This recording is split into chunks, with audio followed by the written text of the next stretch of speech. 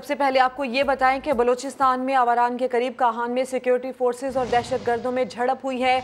Security forces की बरवक्त कार्रवाई से दहशतगर्द पसपा होकर फरार हो गए।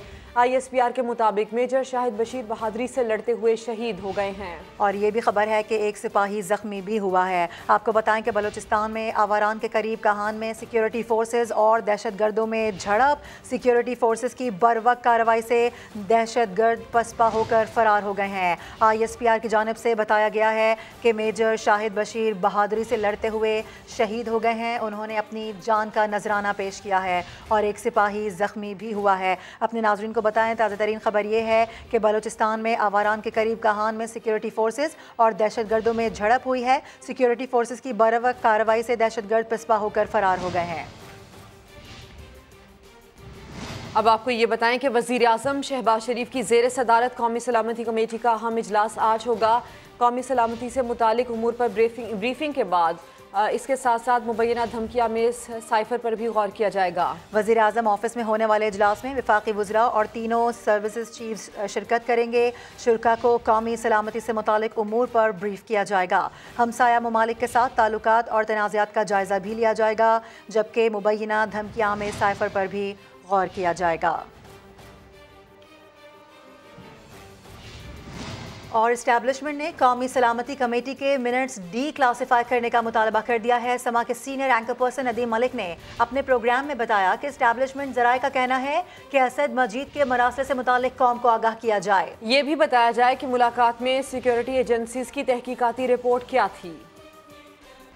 अब मुतालबा ये है, ये इस्टेब्लिशमेंट का हमारे बावसूख ज़राए कहते हैं कि इस्टेब्लिशमेंट ने कौमी ये बड़ी ख़बर है कि इस्टेब्लिशमेंट ने मुतालबा किया है कि कौमी सलामती कमेटी के जो मिनट्स हैं उनको डी क्लासीफाई कर दिया जाए।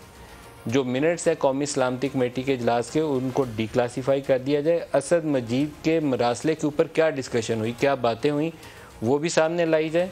और इसके बाद जो DGISI ने अपनी फाइंडिंग या इन्वेस्टिगेशन, वहाँ सर्विसेज चीफ्स तमाम मौजूद थे, उन्होंने जो अपनी फाइंडिंग दी वहाँ पे, या DGISI ने जो अपनी रिपोर्ट दी, वो भी उस मिनट्स का हिस्सा है, उसको भी पब्लिक कर दिया जाए ताकि हक़ाइक़ जो हैं वो पूरी कौम के सामने आ जाएं। ये बाकायदा एक ऑफिशियल ख़बर के तौर पर आप ले लें कि बड़ी ख़बर है कि जो मिनट्स हैं नेशनल सिक्योरिटी कमेटी के इजलास के उनको डी क्लासीफाई कर दिया जाए, या शहबाज शरीफ दोबारा नेशनल सिक्योरिटी कमेटी का इजलास अगर बुलाते हैं तो वो सेम सारी चीज़ें वो as it is A to Z ditto copy उसकी उस मीटिंग में सबमिट कर देंगे, तो उसको वो पार्लिमान में ले जाएँ और पार्लिमान उसको पब्लिक कर दे।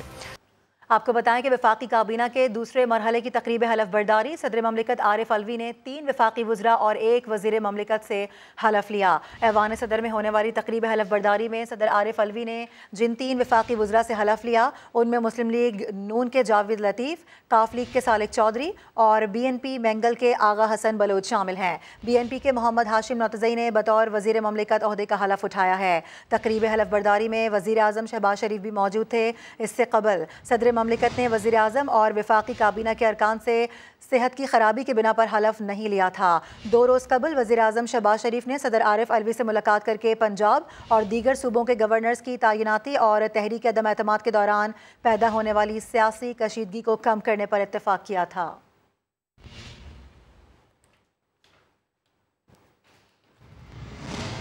हम चाहते हैं कि पाकिस्तान के तमाम इदारे अपना आईनी किरदार अदा करें। ये तब मुमकिन होगा जब तमाम जमातें मिलकर काम करें। बिलावल भुट्टो जरदारी की लंदन में मियां नवाज शरीफ से मुलाकात के बाद मुश्तरका प्रेस कॉन्फ्रेंस। नवाज शरीफ ने कहा, साजिश का दावा बहुत बड़ा झूठ है। क्या इमरान खान ने एटमी धमाका किया कि उनके खिलाफ साजिश होगी? चेयरमैन पीपल्स पार्टी की लंदन में मियां नवाज शरीफ से मुलाकात। मुश्तरका प्रेस कॉन्फ्रेंस में बिलावल भुट्टो ने कहा, आज की मुलाकात उतनी ही जरूरी थी जितनी मिसाके जमहूरियत के वक्त थी। हम चाहते हैं इदारे आईनी किरदार अदा करें। हम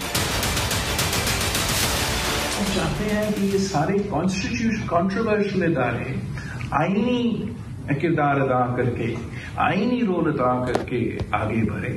तो ये बहुत ही बड़ा काम है जो सिर्फ तब मुमकिन है जब सारे जमहूरी जमातें मिल के काम। नवाज शरीफ बोले, साजिश का दावा बहुत बड़ा झूठ है। मुल्क को मसाइल से निकालने के लिए मिलकर काम करना होगा।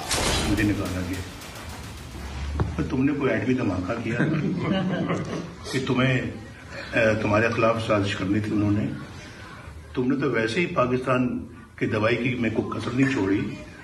तुमने तो पाकिस्तान को बिल्कुल जो है वो मुआशी तौर पर तबाह बर्बाद कर दिया है, तो तुम्हारे खिलाफ क्यों साजिश करेंगे? बिलावल भुट्टो और नवाज शरीफ के दरमियान होने वाली अहम मुलाकात में मुल्क की मौजूदा सूरत हाल पर गुफ्तगू हुई। दोनों रहनुमाओं ने पाकिस्तान की तरक्की के लिए मिलकर काम करने का अज़्म दोहराया। और अब बात करते हैं पीटीआई के मीनारे पाकिस्तान पर होने वाले जलसे की। इमरान खान ने एक्शन प्लान बता दिया। कहा, अभी तो पार्टी शुरू हुई है, कारकुनान इस्लामाबाद के लिए कॉल का इंतजार करें। किसी सूरत इस हुकूमत को कबूल नहीं करूंगा। जिनसे गलती हुई उसे ठीक करने का एक ही तरीका है, जल्द अज जल्द इलेक्शन करवाएं। इलेक्शन का ऐलान होने तक जिद्दोजहद जारी रहेगी। हमारे ये मुखालिफ समझते हैं कि जी मीनारे पाकिस्तान के बाद क्या होगा। कान खोल के सुन लो कि असल पार्टी तो अब शुरू हुई है। हमने फैसला किया है कि पाकिस्तान की हकीकी आजादी की तहरीक चलाना। मैं अपने सारे पाकिस्तानियों को कॉल दे रहा हूँ, आपने मेरी कॉल की इंतजार करनी है जब मैं आप सबको इस्लामाबाद बुलाऊंगा। किसी किस्म का मैं तसादुम नहीं चाहता अपने मुल्क में। हमारा मेरा जीना मरना पाकिस्तान है। हम किसी सूरत इस इम्पोर्टेड हुकूमत को तस्लीम नहीं करेंगे। और मैं सिर्फ एक चीज चाहता हूँ, मैं चाहता हूँ कि जल्दी से जल्दी इलेक्शन अनाउंस किए जाएं। जिनसे भी गलती हो गई, एक ही तरीका है गलती ठीक करने का, फौरी इलेक्शन करवाओ। तब तक जद्दोजहद करेंगे जब तक इलेक्शन अनाउंस नहीं होते। और इमरान खान ने मरासले पर हुकूमत की जानिब से कमीशन तस्लीम करने से इनकार कर दिया है। कहा कि हम सिर्फ एक कमीशन मानेंगे कि सुप्रीम कोर्ट ओपन समाअत करे। चीफ इलेक्शन कमिश्नर को भी निशाने पर रख लिया। बोले, उन्हें तो मुस्लिम लीग नून का कोई ओहदा दे देना चाहिए। हमारी हुकूमत के खिलाफ बाहर से साजिश हुई, लेकिन मुल्क के अंदर से लोगों ने उनका साथ दिया। मीर जाफर की हुकूमत ने फैसला किया है कि कमीशन बनाएंगे वो मरासले के ऊपर। तुम्हारा ख्याल है शहबाज शरीफ कि हम तुम्हारी कोई कमीशन मानेंगे? हम सिर्फ एक कमीशन मानेंगे, सुप्रीम कोर्ट के अंदर ओपन हेयरिंग हो। ये जो चीफ इलेक्शन कमिश्नर है, इसको तो नून लीग के अंदर कोई ऑफिस का ओहदा दे दो। जितना इसने तहरीक इंसाफ के खिलाफ काम किया, आके नून लीग के लोग भी शर्म आती उनको काम करते हुए। ये साजिश बाहर से हुई, अंदर 3 स्टूडेंट्स बैठे हुए थे, इन्होंने इनके साथ मिले। उनको चाहिए थे चेरी ब्लॉसम बूट पॉलिश करने वाले, जो कहता कि बेगर्स आर नॉट चूजर्स। हमने ये ना गुलामी कबूल करनी है, ना ये इम्पोर्टेड हुकूमत कबूल करनी है।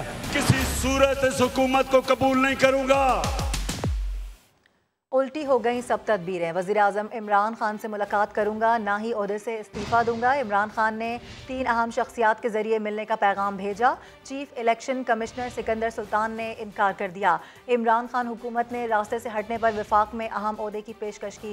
सिकंदर सुल्तान राजा ने इनकार कर दिया। बरतरफी के लिए रेफरेंस सुप्रीम जुडिशल काउंसिल भेजने की धमकी भी किसी काम न आई। समा के हेड ऑफ इन्वेस्टिगेशन जाहिद गशकोरी के मुताबिक इमरान खान अपने दौरे में हर सूरत चीफ इलेक्शन कमिश्नर को हटाना चाहते थे। उसके लिए सिकंदर सुल्तान राजा से मुलाकात की भी कोशिशें की, लेकिन उन्होंने मुलाकात से इनकार कर दिया। इस सिलसिले में एक अहम आईनी शख्सियत ने लाहौर जाकर सिकंदर सुल्तान राजा से मुलाकात की और उन्हें पेशकश की कि अगर वो चेयरमैन इलेक्शन कमीशन के ओहदे से इस्तीफ़ा दे दें तो उन्हें वफाक में अहम मनसब दे दिया जाएगा। उन्होंने ये पेशकश भी मुस्तरद कर दी। उसके बाद 2 और लोगों ने सिकंदर सुल्तान राजा से मुलाकात की, मगर बात ना बनी। ज़राए ने बताया कि इमरान खान 4 मामलात की वजह से चेयरमैन इलेक्शन कमीशन से नाराज़ थे, जिनमें सैनेट में खुफिया वोटिंग, फैसल वावडा की नाअहली, इलेक्ट्रॉनिक वोटिंग और PTI फॉरेन फंडिंग केस शामिल था। ताहम PTI के एक आला ओहदेदार ने इस खबर की तरदीद की है।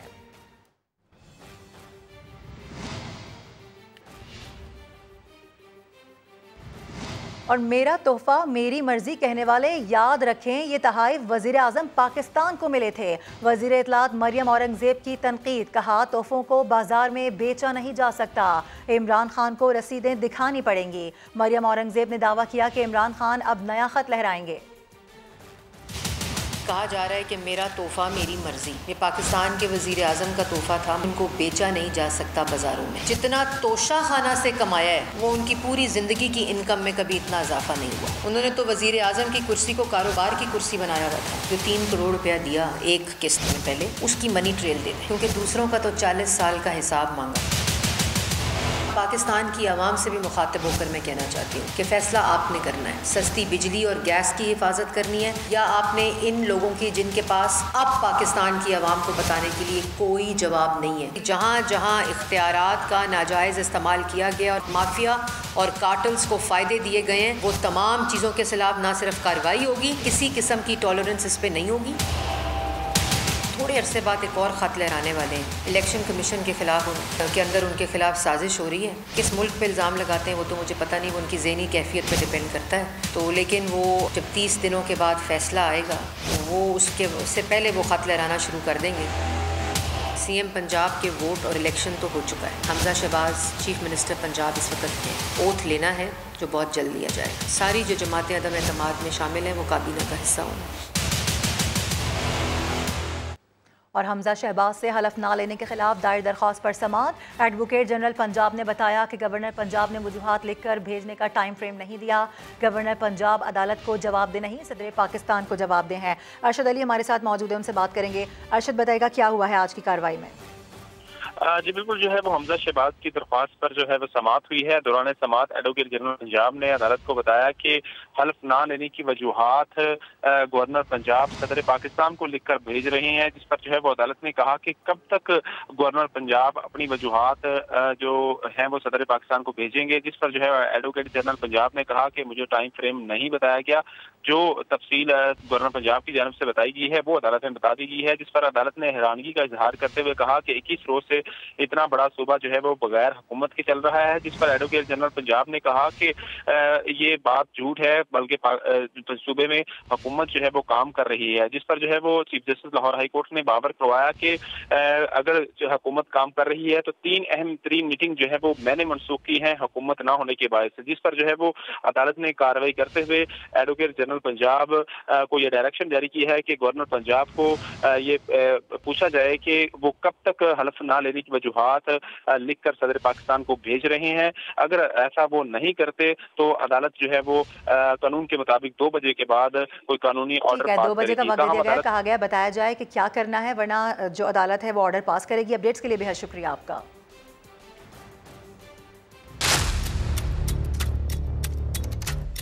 लैंड माफिया और नौसरबाजों का अवाम की जेब पर बड़ा डाका।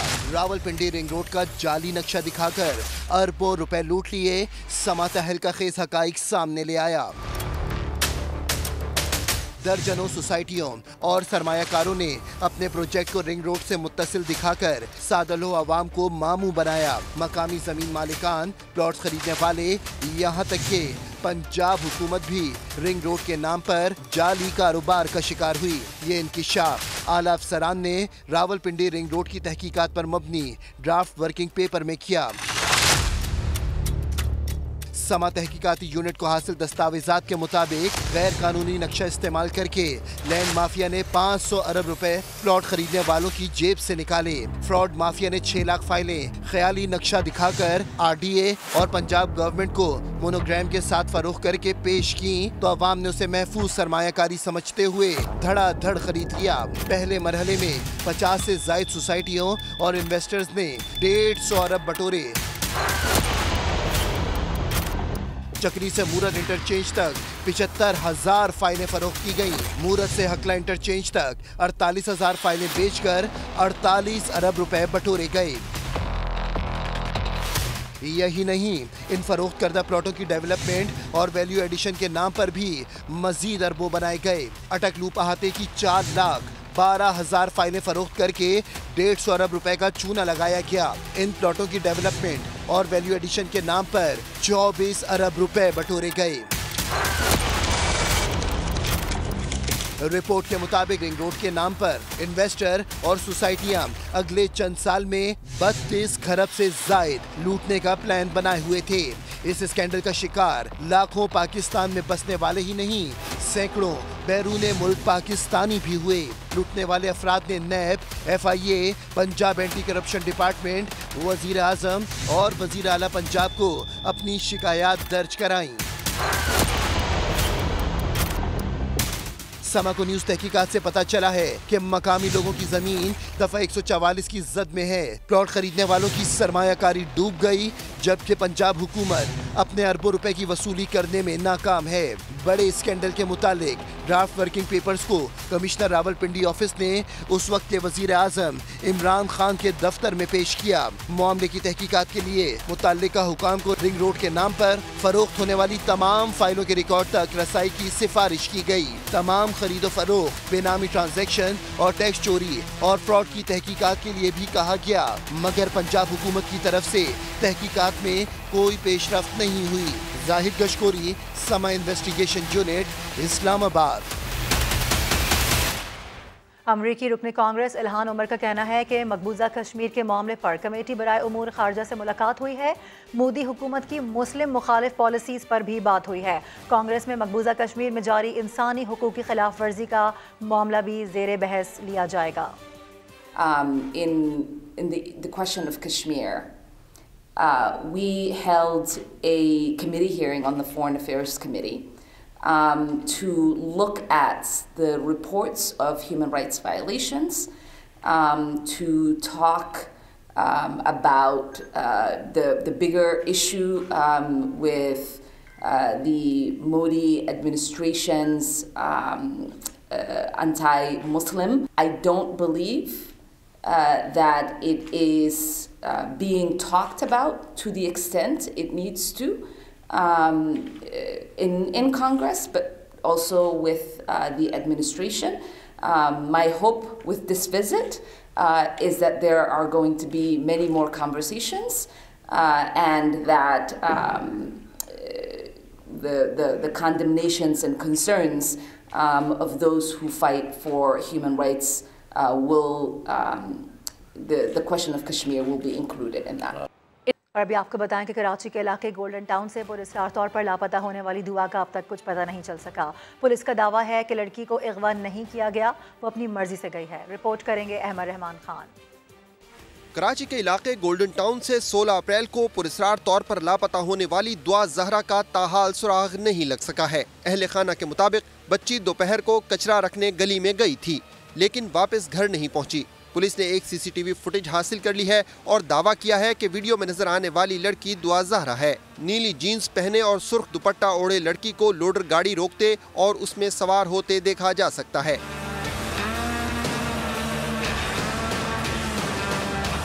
पुलिस का कहना है लड़की के वालिद के मुताबिक वीडियो में नजर आने वाली लड़की दुआ नहीं है, लेकिन हमसायों ने बताया है कि ये लड़की दुआ ही है। पुलिस का ये भी दावा है कि दुआ को अगवा नहीं किया गया, वो अपनी मर्जी से गई है। पुलिस का कहना है दौरान तफ्तीश उन्हें न सिर्फ घर में नस्ब इंटरनेट डिवाइस से अहम शवाहिद मिले हैं, बल्कि कोर्ट मैरिज और पसंद की शादी से मुतालिक सर्च हिस्ट्री भी मिली है। दुआ की तलाश के लिए सांगड़ में छापा मारा गया तो एक लड़की मिली थी, जिसके बारे में कहा गया था कि उसको ओल्ड सिटी एरिया से अगवा किया गया था, लेकिन पुलिस का दावा है कि वो लड़की अपनी मर्जी से गई थी।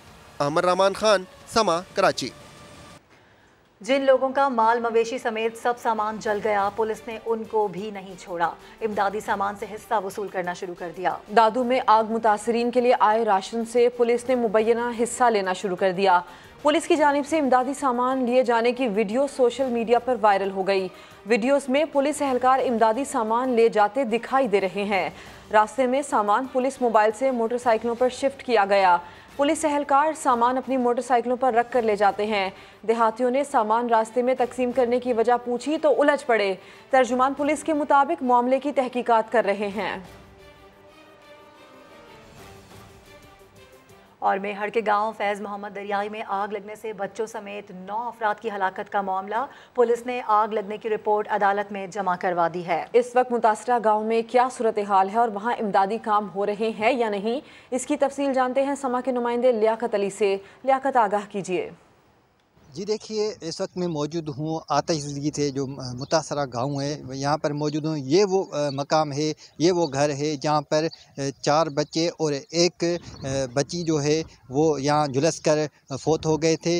आतिशज़गी का वाक़या जो है वो मंगल की शब पेश आया था। बताया जा रहा है, पुलिस ने भी ये रिपोर्ट अदालत में जमा कराई है कि तूफ़ान की वजह से ये जो गंदगी की ढेर से आग लगी थी, वो तूफ़ान की वजह से आग सारे गाँव को फैल की, जिसकी वजह से ये अफसोसनाक सानिया वाक़या पेश आया है। 9 अफराद जो है वो जान बहक हो चुके हैं और इसमें 3 ज़ख्मी भी बताए जा रहे हैं और 200 से ज़ायद जो है वो जानवर मवेशियाँ वो भी हलाक हो चुके हैं और 50 से ज़ायद वो घर वो भी जो हैं खाकस्तर हो गए हैं। इस वक्त यहाँ पर इमदादी सरगर्मियाँ जारी हैं सरकार की तरफ से और सिविल सोसाइटी और समाजी तंजीमों की जानिब से यहाँ पर आना जाना हो रहा है और यहाँ मुतासरीन की माली इमदाद की जा रही है। जी कि कराची के शहरियों के लिए नादरा का इदारा सहूलत की बजाय दर्द सर बन गया, कैसे आपको बताते हैं रेहान अहमद की रिपोर्ट में।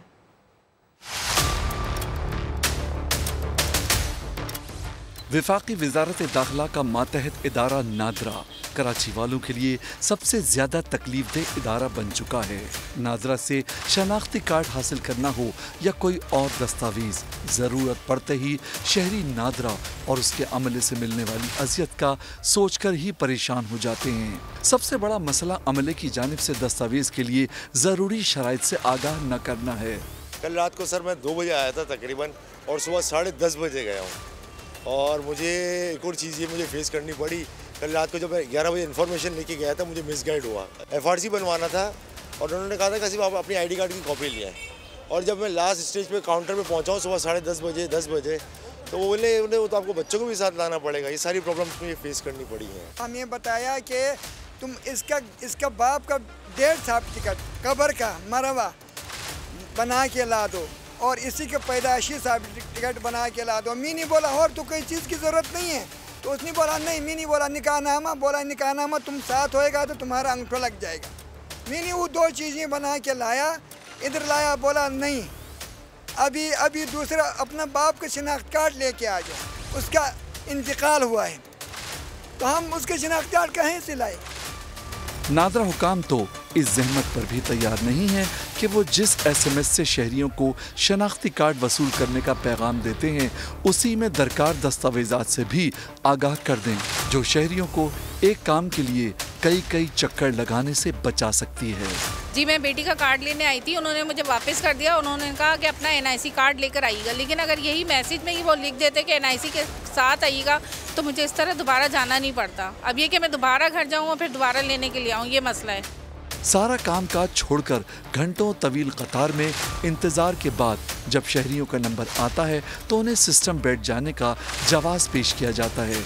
अगले रोज फिर इसी अजियत से गुजरने का पैगाम दिया जाता है। 5 दिन हो गए मेरे बच्चों को लेकर मैं यहाँ आ रही हूँ, बहुत परेशान हूँ। टाइमिंग बता रही थी ना? मैं यहाँ परसों आई थी, रात 10 बजे से लेकर सुबह 6 बजे मैं यहाँ से गई हूँ। दूसरे दिन मैं यहाँ आई हूँ तो 4 घंटे मुझे यहाँ लगे, तब भी मेरा काम नहीं हुआ। अभी भी मैं आई हूँ तो मेरा कोई काम नहीं हुआ। वो कह रहे हैं हमारे सिस्टम में अभी अपडेट नहीं हुआ है। शहरी नॉर्थ नाज़माबाद मेगा सेंटर पर अजियतनाक रश होने की एक वजह निस्फ से ज्यादा काउंटर्स का गैर फाल होना और खाली होने को भी करार देते हैं। पूरी रात गुजर जाती है। लास्ट मंथ हम आए थे तो रात के 10 बजे आए थे, सुबह 4 बजे गए, क्योंकि अंदर काउंटर पे ड्यूटी पे लोग मौजूद नहीं थे। 30 से 35 काउंटर है नीचे, लेकिन ड्यूटी पे सिर्फ 7 से 8 लोग होते हैं, तो रश तो होगा, ख़त्म कैसे होगा? ये मैं खुद देख कर आया हूँ, काउंटर बहुत हैं, इतने काउंटर हैं कि ये रश उनके लिए कुछ भी नहीं है, मगर मुकम्मल तौर पे रेडी नहीं होते, सारे काउंटर खाली पड़े हुए होते हैं। नादरा मेगा सेंटर नॉर्थ नाज़माबाद की कतारों में पूरा दिन गुजार कर भी नामुराद लौटने वालों को अमले के साथ सिक्योरिटी गार्ड्स की बदसलूकी और झिड़कियां भी बर्दाश्त करना पड़ती हैं। एक तो नंबर नहीं आता और जब नंबर आता है तो बुरी तरीके से झाड़ देते हैं, इतनी जलालत करते हैं, बहुत बदतमीजी करते हैं। मुझे 2 महीने हो गए अपनी बहन के NIC के लिए चक्कर लगाते हुए। कोई तोड़ के लाइन चले जाते हैं, हम तो इंसाफ से बैठे, जब हमारा नंबर आता है हम जब जाते हैं तो यहाँ लेडीज़ ने भी तंग किया, सिक्योरिटी गार्ड भी उल्टा सीधा बोल देता है, कुछ भी बोल देता है। मैं टोकन लेके आए तो कह रहे हैं गलत बनवाया है, इसका क्या काम है बोलने का? शहरियों के साथ होने वाली ज्यादतियों पर हमने बार नॉर्थ नाज़माबाद मेगा सेंटर की इंतजामिया का मौक़िफ़ जानने की कोशिश की। सिक्योरिटी का अमला यहाँ पे मौजूद है, उनका कहना ये कि आज तमाम सीनियर अफसरान जो है वो छुट्टी के ऊपर हैं। आवाम को किस परेशानी का सामना करना होता है जब ये मीडिया को फेस नहीं करना चाहते, मीडिया से बात नहीं करना चाहते, तो इससे आप अंदाज़ा लगाइए कि पाकिस्तान का एक आम शहरी जो सिर्फ अपनी शनाख्त के हुसूल के लिए इस सेंटर के ऊपर आता है, उसे किस जिल्लत और रुसवाई का सामना करना पड़ता है। मेगा सेंटर इंतजामिया की जानिब से मौक़िफ़ सामने न आने के बाद सामान्य नादरा के आला ओहदेदार फाइक चाचर से रब्ता किया तो उन्होंने उल्टा सर्विसेज महदूद करने की ही धमकी दे दी। उनका कहना था कि नादरा 24 घंटे आवाम को सर्विस दे रहा है। अगर तनकीद की गई तो मेगा सेंटर रात 10 बजे ही बंद कर दिया जाएगा। कई हुकूमतें आईं और अपने साथ हर वजारत और हर इदारे के लिए नई पॉलिसियां भी लाईं, मगर नादरा मराकज़ तक आने वाले शहरियों के लिए जिल्लत और अजियत की पॉलिसी में कोई तब्दीली नहीं आई है। नादरा के मेगा सेंटर्स के बाहर मौजूद 24 घंटे खड़े हुए ये अफराद अपने अंदर अपनी एक अलग कहानी रखते हैं। काश कोई हो जो ये कहानी सुने और इनको इनके मसाइल का हल फराहम करे। कैमरामैन इमरान शाहिद के साथ रेहान अहमद, समा, कराची। Welcome back. वज़ीर-ए-आज़म शहबाज शरीफ ने मीरान शाह में जदीद यूनिवर्सिटी, अस्पताल और मेडिकल कॉलेज के क़याम का ऐलान कर दिया। वो कहते हैं शिमाली वज़ीरिस्तान के बच्चों को तालीम के जेवर से आरास्ता करने के लिए दानिश स्कूल भी खोला जाएगा।